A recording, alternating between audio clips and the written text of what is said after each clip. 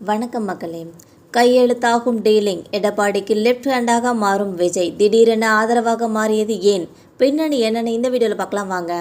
கடந்த சில வாரங்களுக்கு முன் மதுரை மாநாட்டிலும் அதன் பின் நடந்த சுற்றுப்பயணங்களிலும் தமிழக வெற்றிக் கழக தலைவர் விஜய் அதிமுகவை கடுமையாக விமர்சனம் செய்திருந்தார்.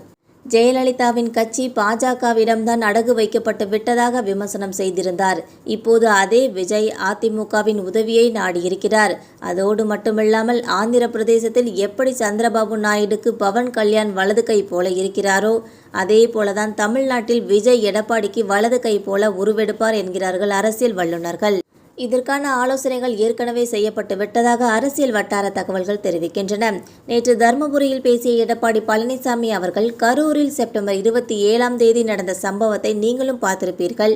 இந்த ஆட்சியாளர்கள் உரிய முறையில் பாதுகாப்பு கொடுத்திருந்தால் அந்த உயிர்களை பாதுகாத்திருக்கலாம்.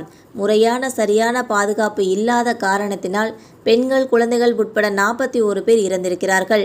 இதற்கெல்லாம் காரணம் யார்? இது மக்கள் கேட்கும் குரல் என்றும், ஆளுங்கட்சிக்கு ஒரு நீதி எதிர்க்கட்சிக்கும் ஒரு நீதியா? நாட்டு மக்களை காப்பாற்றும் பொறுப்பு அரசுக்கு இருக்கிறது என்றும், போராட்டம் ஆர்ப்பாட்டம் பொதுக்கூட்டம் பேரணி இதுக்கெல்லாம் பாதுகாப்பு கொடுப்பது அரசின் கடமை என்றும், முதல்வரின் கையில்தான் காவல்துறை இருக்கிறது. சரியான முறையில் முதல்வர் உத்தரவிட்டிருந்தால், காவல்துறை சரியான முறையில் செயல்பட்டிருந்தால், பாதுகாப்பு கொடுக்கப்பட்டிருந்தால் 41 உயிர்களை இழந்திருக்க வேண்டியதில்லை. இன்னும் ஆழமாக பேச முடியும். ஆனால் இந்த அரசாங்கம் ஒரு நபர் கமிஷன் அமைத்துள்ளது. விசாரணை தொடங்கிவிட்டது. அதனால் மேலோட்டமாகத்தான் பேச முடியும்.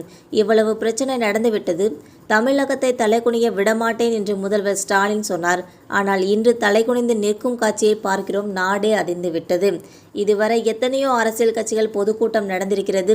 எந்த ஒரு பொதுக்கூட்டத்திலும் இல்லாத அளவுக்கு 41 உயிர்கள் பறிபோய் உள்ளது என்று சொன்னால் இது அரசாங்கம்தான் பொறுப்பேற்க வேண்டும். ஆட்சி உங்கள் கையில் இருக்கிறது. ஆட்சியாளர்களைத்தான் கேட்க முடியும். யார் மீதோ யார் பழி சுமத்தி தப்பிக்க முடியாது. ஒரு அரசு எப்படி செயல்பட வேண்டும் என்பதை அறிந்து கொள்ள வேண்டும். இனியாவது பொதுக்கூட்டத்துக்கு முறையான பாதுகாப்பு தருவீர்கள் என்று எதிர்பார்க்கிறேன். நான் 163 தொகுதிகளில் மக்களை சந்தித்தேன். 5 முதல் 6 மாவட்டத்தில் தான் காவல்துறை பாதுகாப்பு கொடுத்தனர். மற்ற இடங்களில் நம்முடைய அதிமுக தொண்டர்கள், கூட்டணி கட்சி தொண்டர்கள் தான் பாதுகாப்பு கொடுத்தனர். ஆளுங்கட்சியின் முதல்வர் கூட்டம் நடத்தினால் ஆளே இல்லாத பகுதியில் கூட காவலர்களை நிறுத்தி பாதுகாப்பு கொடுக்கிறீர்கள். அதை நான் வேண்டாம் என்று சொல்லவில்லை. ஆனால் ஆளே இல்லாத இடத்தில் பாதுகாப்பு கொடுக்கும் முதலமைச்சர் ஆயிரக்கணக்கான பேர் இருக்கும் இடத்தில் ஏன் பாதுகாப்பு கொடுக்கவில்லை என்றும் மக்கள் கேட்கும் கேள்விக்கு முதல்வர் பதில் சொல்லியே ஆக வேண்டும். இதற்கெல்லாம் பதில் சொல்வதற்கு மக்கள் 2026 தேர்தலை எதிர்பார்த்து காத்திருக்கிறார்கள். உங்களுக்கு தகுந்த பதிலடி வழங்குவார்கள் என்றும் கூறியுள்ளார். அந்த கட்சியை தங்கள் பக்கம் இழுக்க அதிமுக பொதுச் செயலாளர் எடப்பாடி பழனிசாமி தீவிரமாக காய் நகர்த்தி வருகிறாராம். விரைவில் விஜயுடன் எடப்பாடி பழனிசாமி போனில் பேச வாய்ப்புள்ளதாக கூறப்படுகிறது. இந்த வீடியோ உங்களுக்கு பிடிச்சதா மறக்காமல் சப்ஸ்கிரைப் பண்ணி பெல் ஐகானை கிளிக் பண்ணி வச்சுக்கோங்க. அப்போ தான் நம்ம போகிற டெய்லி வீடியோஸ் உடனுக்குடன் வந்து சேரும். தேங்க்யூ.